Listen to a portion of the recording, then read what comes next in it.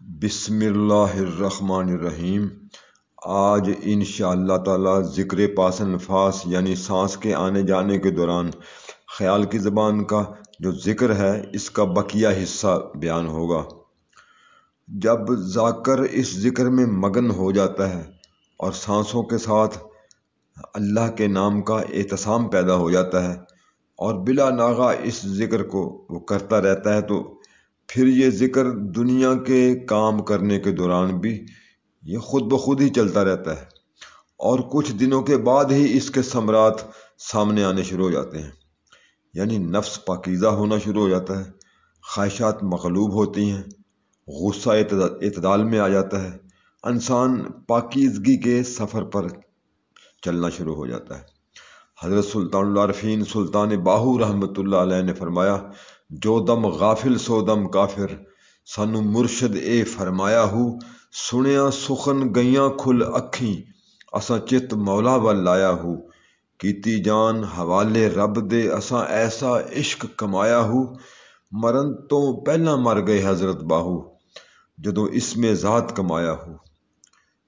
تو حضرت سلطان صاحب نے فرمایا کہ ہمارے مرشد نے جب ہمیں فرما دیا کہ جس دم کے اندر جس سانس لینے کے دوران تم نے ذکر الہی نہ کیا، جو سانس بھی اللہ کے ذکر کے بغیر نکلا وہ جو ہے دم کافر ہے اور مردہ ہے۔ تو فرماتے ہیں جب یہ اعلیٰ ترین بات سنی تو ہم پر یہ اثر ہوا کہ ہم نے اپنا دھیان مکمل اللہ کی طرف کر لیا، اور فرماتے ہیں کہ ہم نے اپنی جان اور اپنا نفس اللہ کے سپرد کر دیے، اور ہمیں ایسا عشق عطا ہوا کہ ہم نے اپنا پورا وجود اور دل اور یہ سب کچھ عطایت الہی اور محبت الہی میں غرق کر دیا۔ تو فرماتے ہیں پھر ہمیں ایسا مقام عطا ہوا کہ جسے کہتے ہیں موتو قبل ان تموتو، ہم مرنے سے پہلے مر گئے، لیکن کب؟ جب اس میں اللہ ہمیں اس میں سے مل گیا۔ تو پاس انفاس کا ذکر پھر ذاکر کو ایک نہایت خوبصورت منزل پر پہنچا دیتا ہے۔ وہ منزل کیا ہے؟ یہ مراقبہ ہوتا ہے، اور یعنی آنکھیں بند کر کے سر کو سینہ پر دل کی جانب جھکاتے ہیں اور ایک نقطے پر جماتے ہیں۔ حضرت سلطان العارفین نے فرمایا کہ 1000 کتابیں ایک نقطے میں تو سما سکتی ہیں، مگر ایک نقطہ 1000 کتابوں میں نہیں آ سکتا۔ وہ نقطہ کیا ہے؟ اس میں اللہ ہے، ہماری 1000 جانیں بھی اس پر قربان ہو جائیں۔ تو مراقبہ کے معنی ہے دل کی نگہبانی کرنا، غیر حق کو دل میں داخل نہ ہونے دینا۔ تو آنکھیں بند کی جاتی ہیں اس کے دوران، اور اپنے سر کو، اپنی گردن کو جب موڑتے ہیں اور اپنے سر کو تھوڑی جو ہے وہ سینے کے اوپر لگاتے ہیں دل کی جانب، تو یکسوئی پیدا کرتے ہیں اللہ کے نام کی طرف، اپنی خواہشات اور آرزوئیں اور تمناؤں سے گزر کر اپنی ساری توجہ اللہ کی طرف کر دینا۔ اس کا نام ہے مراقبہ، یعنی ہر غیر حق سے الگ ہو کر اللہ کا ہو جانا اور اس میں گم ہو جانا۔ تو حضرت میاں محمد صاحب نے یہاں فرمایا نا، جے تو گم ہوویں وچ اس دے اپنی چھوڑ نشانی، اے توحید محمد بخشا دسے کون زبانی۔ تو مراقبہ جو ہے وہ اللہ کی وحدت تک پہنچنے کا بہترین ذریعہ ہے۔ تو اللہ تعالیٰ نے قرآن پاک میں اس حوالے سے فرمایا، وَاذْكُرِ اسْمَ رَبِّكَ وَتَبَتَّلْ إِلَيْهِ تَبْتِيلًا۔ سورہ مزمل میں ارشاد ہوتا ہے کہ اپنے رب کے نام کا ذکر اس طریقے سے کرو کہ ہر چیز سے الگ ہو جاؤ، ہر چیز چھوڑ دو اور چھوٹ جاؤ ہر چیز سے۔ یہ واضح بیان ہے یکسوئی کا، کیونکہ مراقبہ جو ہے وہ اللہ تعالیٰ سے محبت پیدا کرتا ہے اور محرم اسرار بنا دیتا ہے۔ مراقبہ بندے کو توحید میں غرق کر دیتا ہے۔ حضرت سلطان باہو صاحب رحمۃ اللہ نے فرمایا نا کہ زاہد زہد کرندے تھکے تو روزے نفل نمازاں ہو، عاشق غرق ہوئے وچ وحدت اللہ نال محبت رازاں ہو، تے جیڑی مکھی قید شہد وچ ہوئی کی اڑسی نال شہبازاں ہو، جنہ مجلس نال نبی دے حضرت باہو سوئیو صاحب راز نیازاں ہو۔ تو آپ نے فرمایا کہ یہ دو طریقے ہیں، ایک زہد کا طریقہ ہے اور ایک یہ غرق ہونے والا طریقہ ہے۔ زہد اور ریاضت جو ہوتے ہیں وہ کیا ہیں؟ روزے زیادہ رکھے جاتے ہیں، بھوک کاٹی جاتی ہے، نوافل پڑھے جاتے ہیں، راتوں کو بہت زیادہ جاگا جاتا ہے، وہ طریقہ اور ہے۔ اور یہ قادری سروری طریقہ جو ہے یہ بہت ہی سہل اور آسان طریقہ ہے، اور حضرت سلطان صاحب نے فرمایا کہ یہ طریقہ محمدی ہے۔ نبی کریم صلی اللہ علیہ وآلہ وسلم نے اپنے صحابہ کو کبھی بھی کسی ریاضت میں نہیں لگایا تھا۔ ہاں، وہ صرف نبی کریم صلی اللہ علیہ وآلہ وسلم کی نگاہوں میں رہتے تھے، آپ کی صحبت اختیار کرتے تھے، اور سرکار کی مجلس کی بدولت وہ صحابہ کرام جو ہیں وہ عارف الہی بن جاتے تھے، ان کا تزکیہ ہوتا تھا، خواہشات مغلوب ہو جاتی تھیں، کیونکہ نبی کریم صلی اللہ علیہ وآلہ وسلم کی صحبت بہت ہی زیادہ برکت والی ہوتی تھی۔ لیکن کیونکہ اب اس صحبت تک پہنچنے کے لیے بھی وجود ایک پاک چاہیے، تو اس کے لیے یہ جو حضرت سلطان العارفین سلطان باہو رحمۃ اللہ علیہ نے یہ سخاوت کی ہے، یہ طریقے بتلائے ہیں کہ آرام سے دنیا کا کام بھی انسان کر سکتا ہے، اور یہ بہترین جو شغل انہوں نے بتائے ہیں اللہ تعالیٰ کے قربت تک پہنچنے کے لیے، اسے اپنایا جا سکتا ہے۔ تو غیر کے مجمع کو یہ جو مراقبہ ہے نکال دیتا ہے دل سے۔ وہ ایک شعر لکھا تھا نا کہ مکاں ہے شاہ کا مجمع کہاں سہ سکتا ہے، مکاں ہے شاہ کا مجمع کہاں سہ سکتا ہے، ایک ہے دل تو یہاں ایک ہی رہ سکتا ہے۔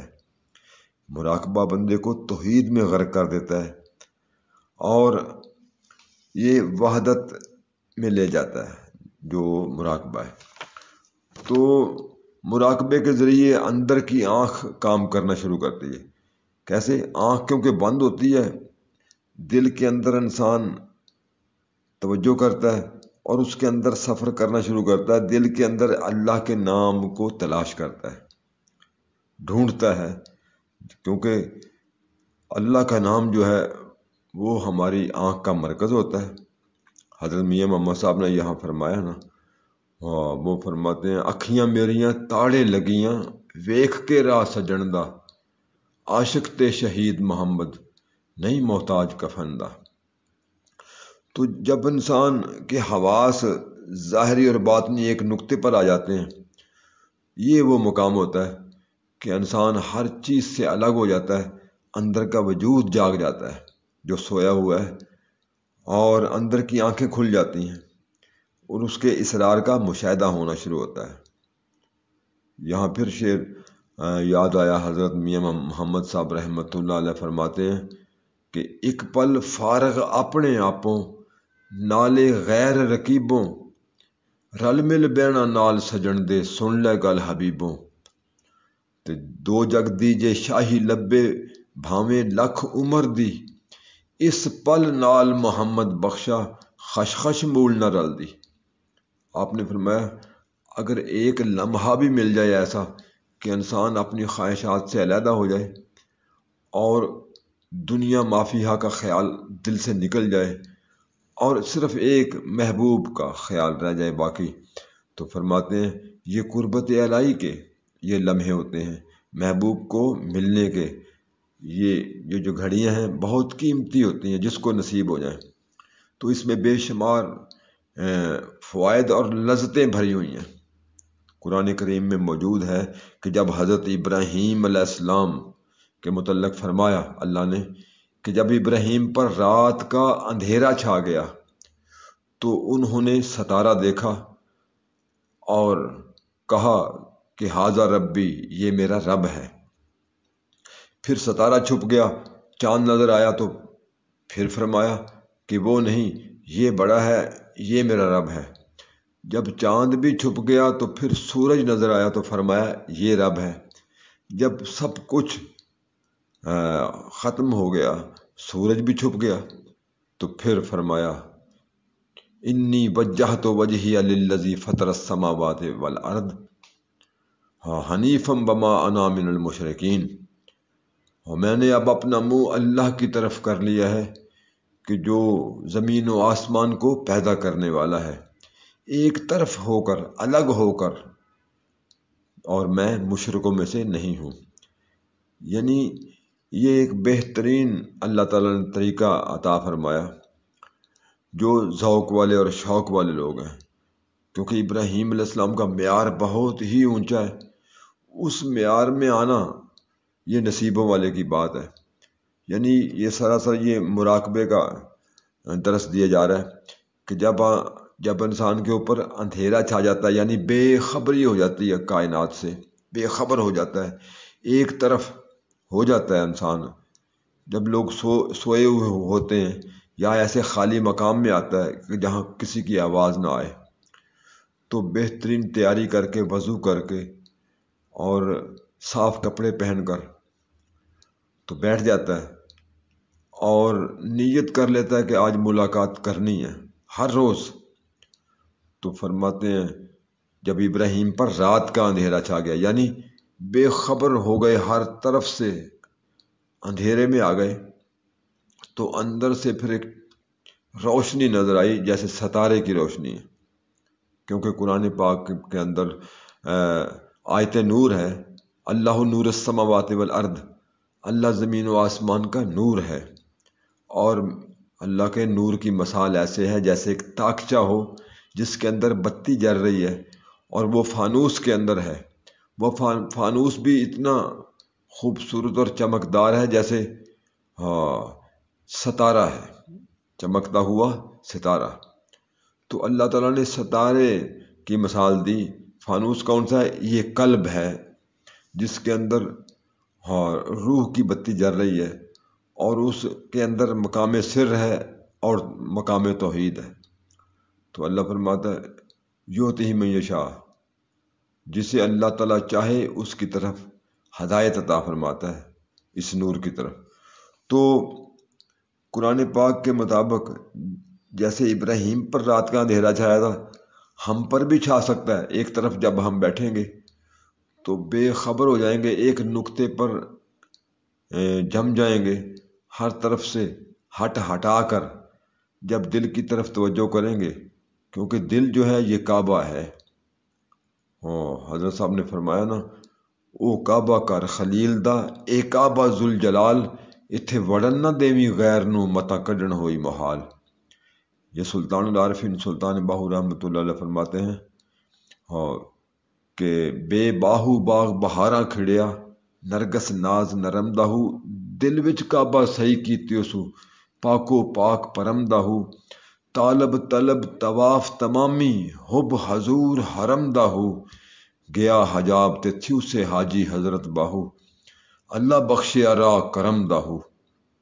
یعنی فرماتے ہیں کہ جب محبت غالب آتی ہے اور انسان کی طبیعت جو ہے اس کے اندر جو گلاب کھل اٹھتے ہیں، ذوق اٹھتا ہے کہ اسے ملیں، تو پھر بتایا جاتا ہے کہ تمہارے سینے کے اندر ہی اللہ کا حرم موجود ہے، دل وچ کعبہ صحیح کیتے سو، پاکو پاک پرم دہو، یہ عاشقوں کا کعبہ ہے، بالکل قریب ہے اور ہر وقت نزدیک ہے۔ تو فرماتے ہیں کہ جس گھر میں محبوب ہو تو اس گھر کے ارد گرد وہ جو عاشق ہے وہ چکر کاٹتا رہتا ہے۔ یہ طواف یہ ہے کہ کسی وقت بھی پردہ ہٹے گا، شاید محبوب کا چہرہ نظر آ جائے، تو اس نیت سے وہ طواف کرتا ہے، حب حضور حرم دہو، طالب طلب طواف تمامی، حب حضور حرم دہو۔ فرماتے ہیں وہ محبت کے ساتھ وہ طواف کر رہا ہوتا ہے، تو کسی وقت بھی جب وہ محبوب پردہ ہٹا دے تو مشاہدہ ہو جاتا ہے، دیدار ہو جاتا ہے۔ تو حضرت میاں صاحب نے آخری میں شعر پڑھتا ہوں، فرماتے ہیں کہ سرو اداس حیران کھلوتا، پیر زمیں وچ گڈے، اچا ہو رستہ ویکھے، کتے یار میرا سر کڈے۔ تو یہ ایک بہترین طریقہ ہے، یہ باہر جانے کی ضرورت نہیں ہے، انسان کے سب کچھ اندر ہی ہے۔ جیسے آخر میں حضرت علامہ اقبال صاحب کا شعر یاد آ گیا کہ آپ نے فرمایا نا، وہ میرا رونق محفل کہاں ہے، وہ میرا رونق محفل کہاں ہے، میری تجلی میرا حاصل کہاں ہے، مقام اس کا ہے دل کی خلوتوں میں، نہ جانے مقام دل کہاں ہے۔ اللہ تعالیٰ سب کو کامیاب کرے اور سب کے ذوق میں اضافہ فرمائے، عمل کی توفیق عطا فرمائے، آمین۔